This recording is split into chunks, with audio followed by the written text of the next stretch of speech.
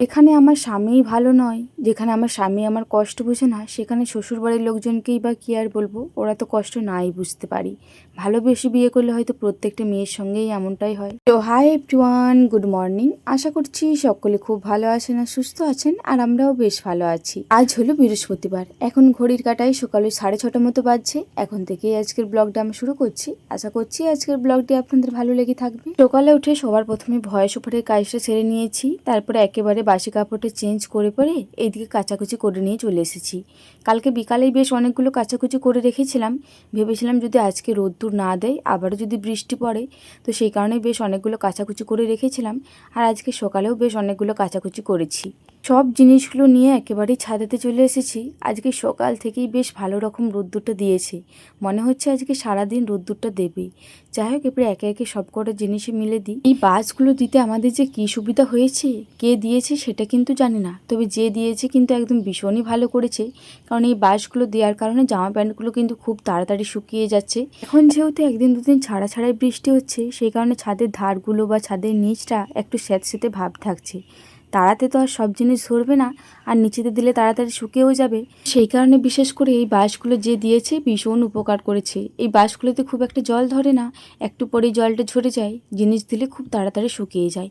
এই যে বেড কভারটা দেখছেন, এটা কিন্তু কালকেই কাচাকুচি করে রেখেছিলাম, একেবারেই শুকিয়ে গিয়েছে, তবে একটু রোদ পেয়ে গেলে ওইটা আরও ভালো হয়। আর এদিকে পা পোষগুলো একটু সার্ফের গুঁড়ি দিয়ে ভালো করে পরিষ্কার করে নিয়েছি। এই কয়দিন থেকেই ভাবছি যে পা পোষগুলো পরিষ্কার করব, তবে এই যে রোদের অভাবে আর করতে পারিনি। তবে আজকে সকালে উঠেই বুঝতে পেরেছি যে আজকে রোদ্দুরটা বেশ ভালো মতনই দেবে, তো সেই কারণে এইদিকে পাপোশগুলোও আজকে ভালো মতো পরিষ্কার করে নিয়েছি।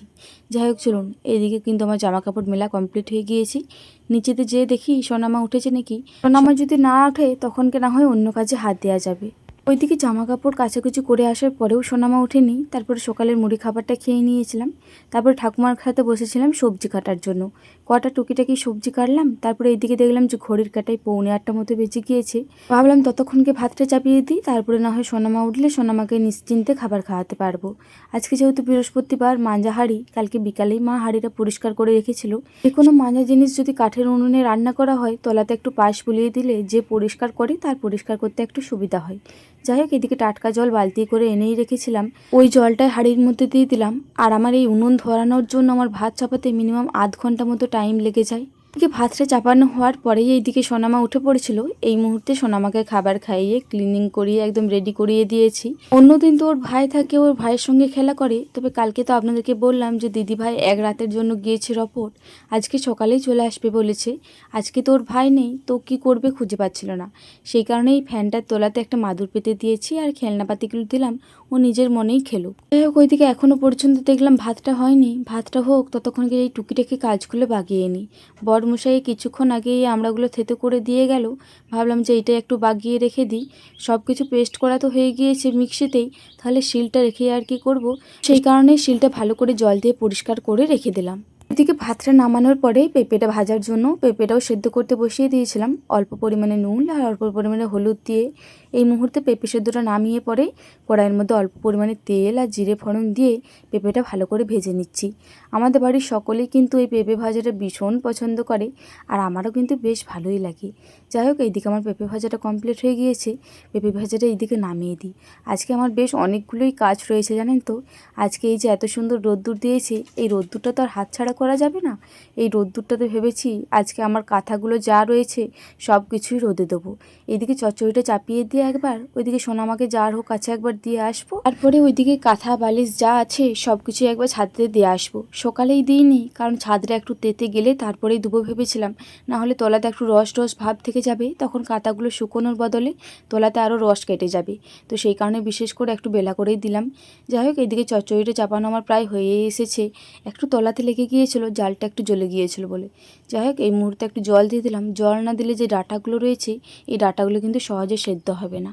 যাই হোক ওইদিকে চচ্চড়িটা নামিয়ে দিয়েছিলাম। ওই কাঁথাগুলো রোদে দিয়ে আসার পরে একটু তাড়াতাড়ি করেই নামিয়ে দিয়েছিলাম, কারণ তোলাতে একটু লেগে লেগে যাচ্ছিলো, তো সেই ভিডিও ক্লিপটা আর নেওয়া হয়নি।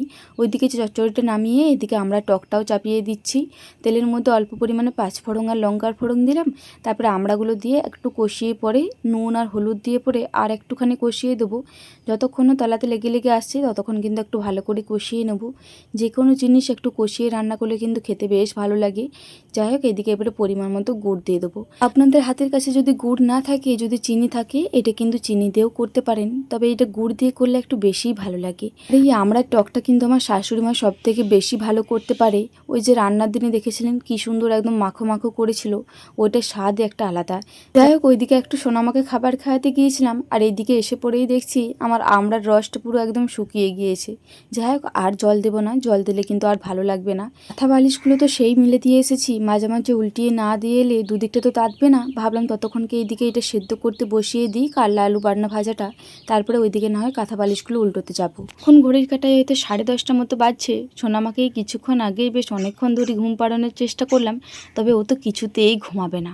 ও সে আমার সঙ্গে আসবে, আমার সঙ্গে ঘুরে ঘুরে কাজ করবে। আজকে আমার এতটাই কষ্ট লাগছিল আর এতটাই রাগ ধরছিল কি আর বলবো। বিশেষ করে বরমশাইয়ের উপরে বেশি করে রাগ ধরছিল। এখন মনে হচ্ছিল জানেন তো, যে ভালোবেসে বিয়ে করলে হয়তো এমনটাই হয়।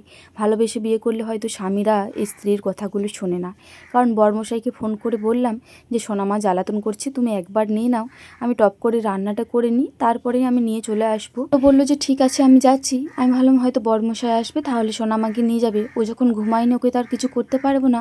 কোথায় পাবেন, আসার তো কোনো নামই নেই। এই যে দেখুন সোনামাটা আমার রান্নাশালেও পেছু পেছু গরমে গরমে ঘুরছে, আর এই ছাদাতেও রোদে রোদে গরমে গরমে ঘুরছে। শেষে ওইদিকে একটু পরেই বরমশাই এসেছিল, তারপরেই তো আমি বেশ অনেক পরিমাণে রাগ দেখিয়ে দিয়েছি।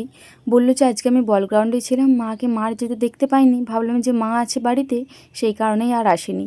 কী আর বলবো বলুন তো, আমি ফোন করে বললাম জ্বালাতন করছে, তার সত্ত্বেও ভেবেছে যে মা আছে।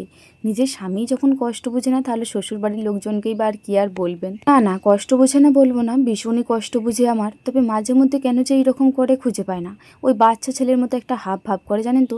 তাছাড়া কিন্তু প্রায় সময়ই বরমশাই আমার ভীষণই কষ্ট বুঝে। আমার নিজের যদি কষ্ট হয় তখন কিন্তু অতটাও রাগ ধরে না, তবে আমার ছেলে যদি খেতে না পায়, আমার ছেলেকে যদি গরমে গরমে ঘুরতে হয়, তখনই কিন্তু আমার মাথাটা গরম হয়ে যায়। তখন যে আমি কি করব তখন খুঁজেও পাই না। তার থেকে এসে পরে দেখেছিলাম যে কাল্লা আলুটা সেদ্ধ হয়নি, তো সেই কারণে কটা বাসনপত্র ছিল ওগুলো ধুয়ে নিয়ে চলে এলাম। এসে পরেই কাল্লা আলু বাটনাটা ওইদিকে নামিয়ে দিয়েছি, ওটা একটু ঠান্ডা করতে দিয়েছি, একটু পরে ভাজবো। ভাবলাম ততক্ষণকে এইদিকে ডালটা করে নিই, কারণ সঙ্গে সঙ্গেই যদি ভাজা হয় না তাহলে একটু কেমন ল্যাট পেটে হয়ে যায়। সেই কারণে বিশেষ করে এদিকে ডালটা করে নামিয়ে দিলাম। এরপরে কাল্লা আলু বাটনাটা ভেজে নেবো। পরিমাণ মতো তেল দিয়ে দিয়েছি, তারপরে অল্প পরিমাণে জিরের ফোড়ন দিলাম। এই মুহূর্তে কাল্লা আলু বাটনাটা দিয়ে দিলাম। আপনাদেরকেও বলছি এই কাল্লা আলু দিয়ে বাটনাটা যদি ভাজা করেন তাহলে কিন্তু সেদ্ধ করার পরে একটু নামিয়ে রাখবেন, তাছাড়া কিন্তু তলাতে লেগে লেগে যাবে আর ভালো করে ভাজাও যাবে না। তো সেই কারণে একটু নামিয়ে রাখবেন, দেখবেন বেশ ভালো করে ভাজা যাবে। তবে আজকে কিন্তু আমি বেশিক্ষণ নামিয়ে রাখতে সময় পাইনি। ওই নামিয়ে পরে ডালটা শুধুমাত্র তুলেছি, খুব জোর ওই 3 থেকে 4 মিনিট মতো। এটা মিনিমাম যদি 10 থেকে 15 মিনিট নামিয়ে রাখেন তাহলে কিন্তু বেশ ভালো মতো ভাজা যায়। আর আমাদের যেহেতু কাঠের জাল, তোলাতে লেগে লেগে যাচ্ছিলো, তবুও অনেকটাই জালটা কমিয়ে কমিয়ে কিন্তু ভালো করে ভাজার চেষ্টা করেছি। যাই হোক এইদিকে আমার কাল্লা আলু ভাজা তো হয়ে গিয়েছে, আজকে আমার রান্নাও পুরোপুরি কমপ্লিট। এখন ঘড়ির কাটা ওই 11:30 মতো বাজছে। এই মুহূর্তে আমার রান্না বান্না সব কিছুই কমপ্লিট। যাই হোক ওইদিকে বেশ আজকে অনেকগুলো তরকারিও হয়েছিল। আজকে এই রান্না করতে করতে আরও বেশি দেরি হয়ে গেল।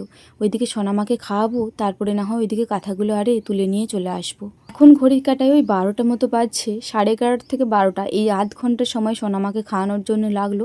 ওইদিকে সোনামাকে খাবার খাইয়ে এইদিকে তো কাঁথাগুলোও নিয়ে চলে এসেছে একে একে।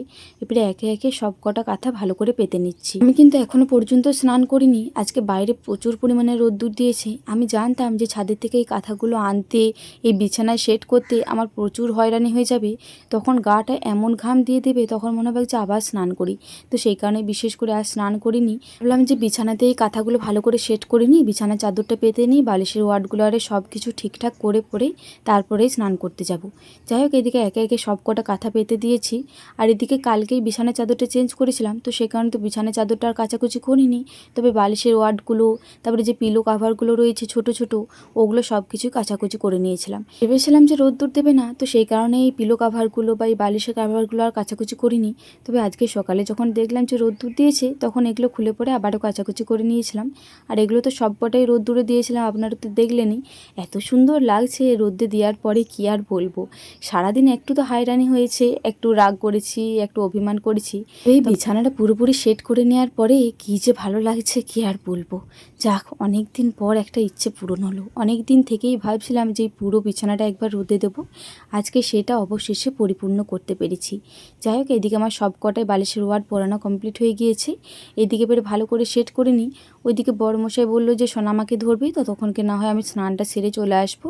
যাই হোক, এইদিকে কিন্তু আমার বিছানার চাদর, বালিশের ওয়ার্ড সব কিছুই পরানো কমপ্লিট হয়ে গিয়েছে। রোদে দেওয়ার পরে বিছানার পাতা হলে তারপরে কি একটু গদি গদি ভাব লাগে? আপনাদেরও যদি এটা হয় আমাকে জানাবেন তো। যাই হোক, চলুন আর বেশি দেরি করব না। ওইদিকে এখনও পর্যন্ত স্নান করিনি, স্নানটা করে আসি, তারপরে অন্য কাজে হাত দেওয়া যাবে। আজকের ভিডিওটা এই পর্যন্তই, আবারও দেখা হবে পরবর্তী কোনো ভিডিওতে। ততক্ষণ সকলে খুব ভালো থাকবেন, সুস্থ থাকবেন।